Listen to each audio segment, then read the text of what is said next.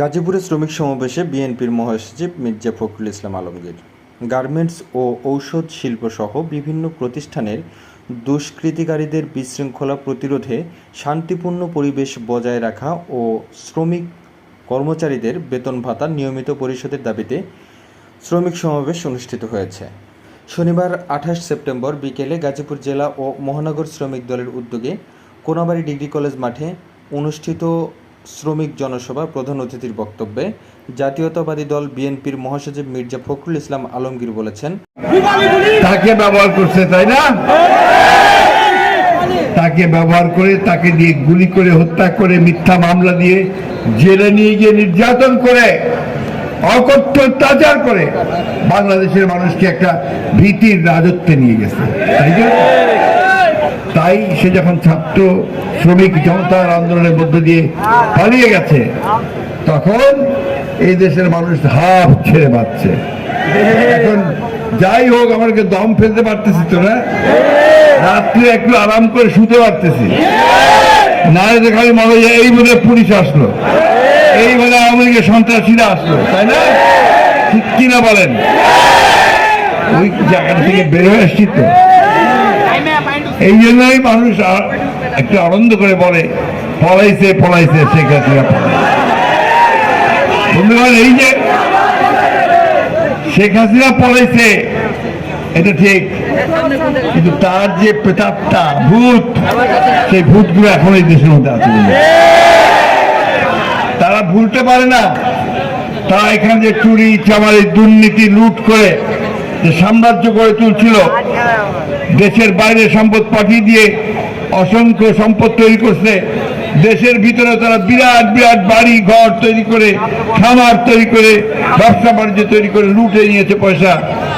ওই যারা করেছে তারা এটা ভুলতে পারে না, তারা ভাবে আবার যদি শেখ হাসিনাকে ফিরে আনতে পারতাম তা আবার লুট করতে পারতাম।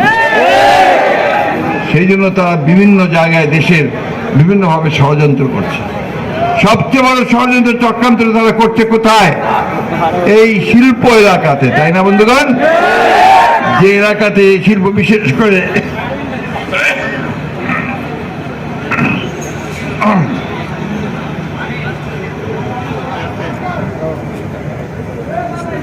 বিশেষ করে আমাদের যে পোশাক শিল্প, আমাদের মা বোনেরা যে গার্মেন্টস ফ্যাক্টরিতে কাজ করে না, করে তো, আমাদের ছেলেরাও করে, অনেক ছেলে। আমি আপনাদেরকে একটা হিসাব দেব, এটা একটু আপনাদের জানতে হবে, সরকার জানেন তাও জানার চেষ্টা করেন। আমাদের 2023 সালে বাংলাদেশ থেকে আমরা যত রপ্তানি করেছি তার মধ্যে শতকরা 85% এসেছে আপনার পোশাক খাত থেকে, এবং এই পোশাক খাত থেকে আমাদের আয় হয়েছে $47.38 বিলিয়ন, অর্থাৎ বাংলাদেশি টাকাতে 5,66,73,000 টাকা, 73,000 কোটি টাকা। অর্থাৎ এইটাই হচ্ছে মূল আমাদের যে আয়, বাইরের থেকে যে ডলার আমরা আয় করি। এই ডলারটা কেন লাগে? এই ডলারটা দরকার হয় আমরা যে আপনার যে বিভিন্ন চাল ডাল তেল লবণ তরি তরকারি যন্ত্রপাতি বিভিন্ন জিনিস যে আমদানি করি, বিদেশ থেকে নিয়ে আসি, এটা পয়সা শোধ করতে হয় ডলার থেকে। এটা যার যত বেশি থাকে, রিজার্ভে থাকে, সেই অর্থনীতি তত শক্তিশালী হয়। তার প্রধান খাত হচ্ছে আপনার এই গার্মেন্টস ফ্যাক্টরি, গার্মেন্টস থেকে আমরা সেটা পাই। আমাদের প্রায় 50,17,652 জন শ্রমিক এখানে কাজ করে। 50,17,652 জন শ্রমিক। এখন ভাবেন, এই খাতটাকে, এই গার্মেন্টস ফ্যাক্টরিগুলোকে যদি ক্ষতি করা যায় তাহলে বাংলাদেশের অর্থনীতি ঠিক থাকবে? আর কারা করতে চায়? যারা জোর করে আবারও সেই লুটপাট করতে চায়, তাই না? আর সেই সঙ্গে আরো একটা শক্তি আছে, এটা বাইরের শক্তি। তারা ভাবে যে যদি বাংলাদেশের এই খাত থেকে আমরা নষ্ট করে দিতে পারি তাহলে আমাদের খাত বাড়বে, আমাদের দেশের গার্মেন্টস বাড়বে, আমরা লাভবান হব, তাই না? সেটা কারা আপনারা বুঝতেই পারেন। পাশের দেশের বিভিন্ন ভাবে আছে না যারা, যা আমাদের ভালো দেখতে পারে না, তারা এই কাজটা করার জন্য উঠে পড়ে লাগছে। আর সেই সঙ্গে যোগ দিয়েছে কে? হাসিনা গিয়ে ওই ভারতেই যোগ দিয়েছে, তাই না? ভারতেই বসবাস করতেছে।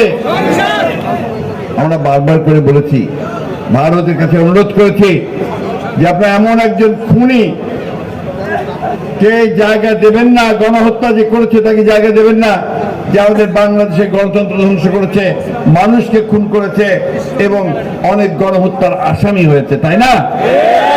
তারা এখন পর্যন্ত কোনো কিছু বলেনি। ভাই, আমি সরকারকে, বর্তমানে যেমন অন্তর্বর্তীকর্তা সরকার আছে, তার কাছে আহ্বান জানাবো, আপনারা অবিলম্বে এই গণহত্যাকারী, দেশ ধ্বংসকারী, রাষ্ট্রবিরোধী, গণতন্ত্র বিরোধী শেখ হাসিনাকে দেশে ফিরিয়ে নিয়ে এসে অভিযোগগুলোর ভিত্তিতে তার বিচারের দাবিতে ভারতের কাছে চিঠি দেন তাকে ফেরত দেওয়ার জন্য। আমরা বারবার করে বলেছি, যেমন কাউকে আশ্রয় দেবেন না যারা বাংলাদেশের ক্ষতি করেছে। এটা আমরা আবারও ভারতের কাছে অনুরোধ জানাচ্ছি, দয়া করে এই গণহত্যাকারী, মানুষ খুনকারী, খুনি হাসিনাকে দেশে ফেরত পাঠাবার সকল ব্যবস্থা করুন। সরকারকে আবার বলছি, আপনি তার জন্য যে আইনগত ব্যবস্থা আছে সেই আইনগত ব্যবস্থাকে গ্রহণ করুন। বন্ধুগণ, সেই কারণেই আজকের এই সভা। ওই শয়তানরা বুঝবে না, কিন্তু আমরা যারা মানুষ আছি, সাধারণ মানুষ আছি, আমার সামনে তরুণ যুবকরা সবাই আছে, তাই না? এই দেশটার জন্য তোমরা অনেক কষ্ট করেছো তো। আমাদের ছাত্ররা প্রাণ দিয়েছে না? আমাদের শ্রমিক ভাইয়েরা প্রাণ দিয়েছে। আমার একটা হিসাবে, প্রথম আলোর প্রথম যে হিসাব, তাতে আমি যে আপনার ওই যারা আহত হয়েছে, বুলেটে আহত হয়েছে, বিভিন্নভাবে ক্ষতিগ্রস্ত হয়েছে, গুলিতে আপনার পুলিশের, আমি হাসপাতালে দেখতে গিয়েছিলাম, পুলিশ হাসপাতালে। তার মধ্যে শতকরা 60 জন হচ্ছে আপনার শ্রমিক। 60 জন শ্রমিক। কেউ আপনার গার্মেন্টসের শ্রমিক, কেউ চায়ের দোকানে কাজ করে, কেউ আপনার আপনার এই আপনার লেদ মেশিনের যে ফ্যাক্টরি আছে সেখানে কাজ করে, পরিবহন শ্রমিক, এই সব মিলিয়ে আপনার এই শ্রমিকগুলো আছে। এই শ্রমিক ভাইদের অবদান কোনো অংশে কম নয়। আমি কাউকে এখানে ছোট বড় করে দেখতে চাই না, কিন্তু সত্য কথা হচ্ছে এটা, যে আজকে বাংলাদেশের সমগ্র মানুষের ত্যাগ তিতিক্ষার বিনিময়ে, তাদের রক্তের বিনিময়ে আজকে এই আমরা হাসিনা মুক্ত হতে পেরেছি, ফ্যাসিবাদ মুক্ত হতে পেরেছি। এটাকে রক্ষা করার দায়িত্ব কার? যারা আমাদেরকে ক্ষতিগ্রস্ত করেছে তাদের না আমাদের? আমাদেরকেই এটা রক্ষা করতে হবে। বন্ধুগণ, সেই জন্য যখন প্রথম গোলযোগ শুরু হয়েছে, আমরা আপনাদের এখানকার বিএনপি নেতা আছেন, শ্রমিক নেতা আছেন, তাদের সকলকে অনুরোধ করেছি যে আপনারা অবিলম্বে আপনারা এই এলাকাগুলোতে যান, শ্রমিক ভাইদেরকে নিয়ে, আমাদের বিএনপি নেতা কর্মীদের নিয়ে সেই জায়গায় আপনারা অবশ্যই একটা রক্ষা ব্যুহ তৈরি করেন, যেন কেউ কোনো ক্ষতি করতে না পারে। আওয়ামী লীগ দেশে যে জঞ্জাল সৃষ্টি করেছে তা পরিষ্কার করে দ্রুত নির্বাচনের ব্যবস্থা করতে হবে। এই মুহূর্তে মানুষের আকাঙ্ক্ষা গণতন্ত্র প্রতিষ্ঠা করতে হবে। অন্তর্বর্তীকালীন সরকারকে আমরা দায়িত্ব দিয়েছি সংস্কার কাজ দ্রুত শেষ করে সব দলের সঙ্গে কথা বলে তাদের একটা সুষ্ঠু নির্বাচনের ব্যবস্থা করতে হবে। আমরা আশা করব তারা অতি দ্রুত সংস্কার শেষ করে নির্বাচনের ব্যবস্থা করবে। তিনি আরও বলেন, আমাদের প্রফেসর ইউনূস সাহেবের নেতৃত্বে করতে হয়েছে। প্রফেসর ইউনূস সাহেবকে তো আপনারা চেনেন না? বিরাট মানুষ, নোবেল পুরস্কার পাইছে, তাই না? সারা পৃথিবীর মানুষ তাকে খুব শ্রদ্ধা করে এবং এই গরিব মানুষের জন্য তিনি অনেক কাজ করেছেন, কথা বলেছেন। তার গ্রামীণ ব্যাংক, তার এই সাধারণ মানুষের জন্য যে মাইক্রো ক্রেডিট, সব মিলিয়ে তিনি গোটা পৃথিবীর মানুষের কাছে খুবই একজন শ্রদ্ধেয় মানুষ। তিনি দেশের কয়েকজন বিশিষ্ট ব্যক্তিকে নিয়ে একটা সরকার গঠন করেছেন। আমরা এটাকে বলছি অন্তর্বর্তীকালীন সরকার, তাই তো? এই অন্তর্বর্তীকালীন সরকারকে আমরা দায়িত্ব দিয়েছি যে আপনারা খুব অল্প সময়ের মধ্যে এই যে আওয়ামী লীগ যে জঞ্জাল সৃষ্টি করেছে 15-16 বছরে, এই জঞ্জালগুলোকে দূর করে দিয়ে একটা পরিবেশ তৈরি করেন যেখানে সমস্ত রাজনৈতিক দলগুলো তারা একটা নির্বাচন করতে পারবে এবং অবাধ সুষ্ঠু নির্বাচন হবে। এই দায়িত্বটা তাকে আমরা দিয়েছি এবং তিনি সেটা নিয়ে কাজ শুরু করেছেন। তাকে আমরা সহযোগিতা করছি। আমাদের নেতা যারা তারেক রহমান সাহেব একইভাবে কথা বলেছেন। আমাদের দলের চেয়ারপারসন দেশনেত্রী বেগম খালেদা জিয়া তিনি প্রথম যে বক্তব্য মুক্ত হওয়ার পরে তিনি হাসপাতাল থেকে যে বক্তব্যটা দিয়েছিলেন তিনি কি বলেছিলেন? তিনি আপনাদের প্রতি ধন্যবাদ জানিয়েছেন, কৃতজ্ঞতা জানিয়েছেন। আরেকটা কথা খুব পরিষ্কার করে বলেছেন যে ধৈর্য ধারণ করবেন, যারা অন্যায় করেছে, খুন করেছে, তাদের প্রতিহিংসার রাজনীতি তাদের সঙ্গে করবেন না। কারণ প্রতিহিংসা বাড়ায়, সমাজে অস্থিতিশীলতা সৃষ্টি করে। সুতরাং সেইখানে আমাদেরকে ধৈর্য ধরে আজকে এমনভাবে দেশকে সাজাতে হবে যেন আমরা সবাই মিলে এখানে একটা ভালোবাসার সঙ্গে, ভ্রাতৃত্বের সঙ্গে, প্রেমের সঙ্গে বাস করতে পারি বন্ধুরা। সেই পরিবেশ সৃষ্টি করার জন্য আমরা তাদেরকে দায়িত্ব দিয়েছি। তারা কাজ শুরু করেছেন। আমরা আশা করব যে তারা অতি দ্রুত এই কাজটি শেষ করবেন, দেশে একটা সুন্দর পরিবেশ তৈরি করবেন এবং সেই পরিবেশের মধ্যে দিয়ে আমরা যেন সবাই রাজনৈতিক দলগুলো আমাদের যে বক্তব্য, আমাদের কথা নিয়ে জনগণের সামনে যেতে পারি, জনগণ সেটাকে বেছে নেবে, তাই না? বন্ধুরা, কথাটা খুব পরিষ্কার। আমরা ভোট দিতে চাই, ভোট দিয়ে আমরা আমাদের পার্লামেন্ট নির্বাচন করতে চাই, আমরা আমাদের সরকার নির্বাচন করতে চাই। আমরা ওই কথাটা বিশ্বাস করি, আমার ভোট আমি দেব, যাকে খুশি তাকে দেব, তাই না?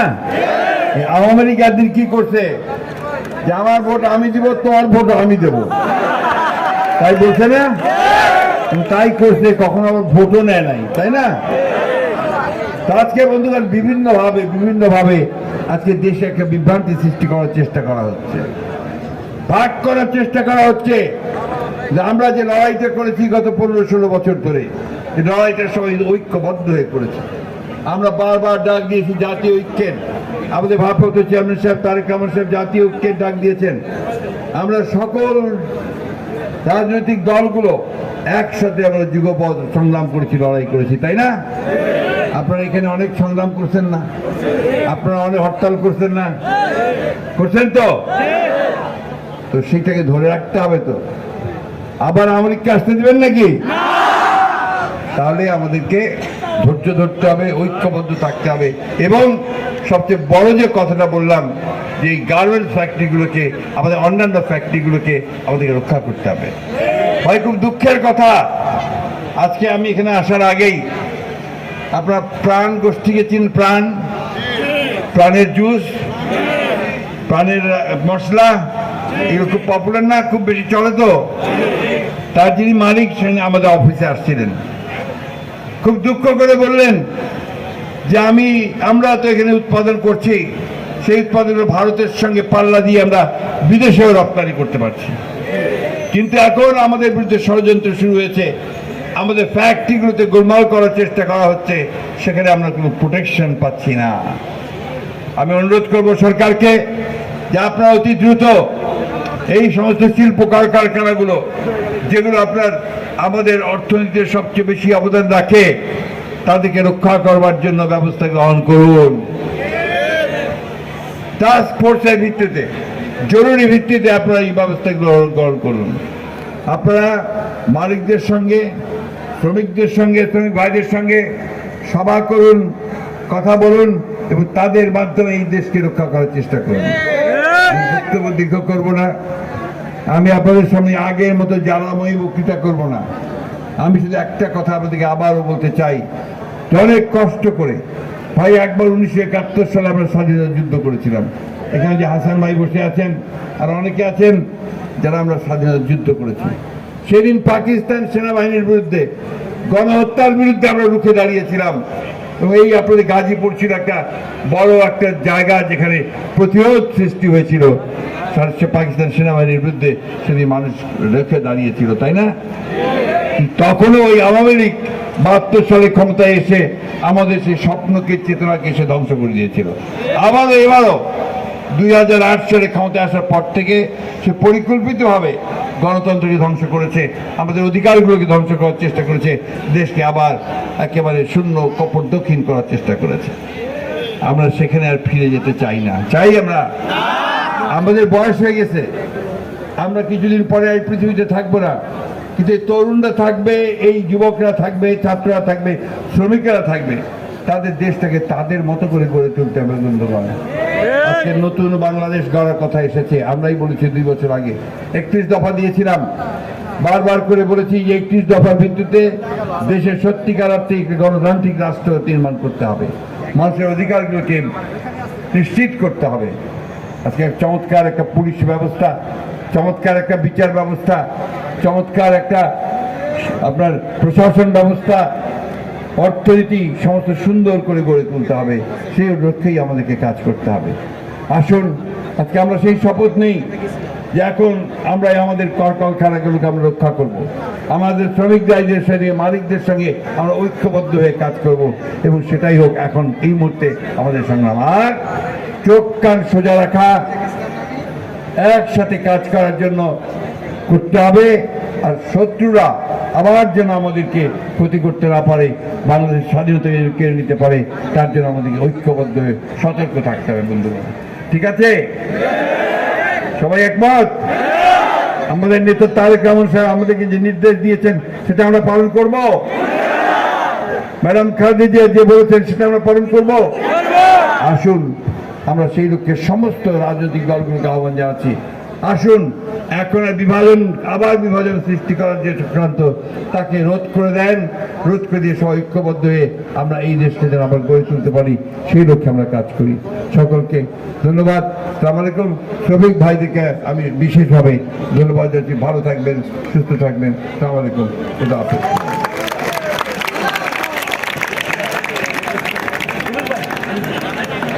সম্মানিত নেতৃবৃন্দ, প্রিয় উপস্থিতি, আমাদের আয়োজন কমিটির পক্ষ থেকে ছোটখাটো ভুল ত্রুটির জন্য ক্ষমা চেয়ে আজকের এই অনুষ্ঠান সফল করার জন্য সভাপতির অনুমতিক্রমে সমাপ্তি ঘোষণা করা হলো। ধন্যবাদ। আসসালামু আলাইকুম।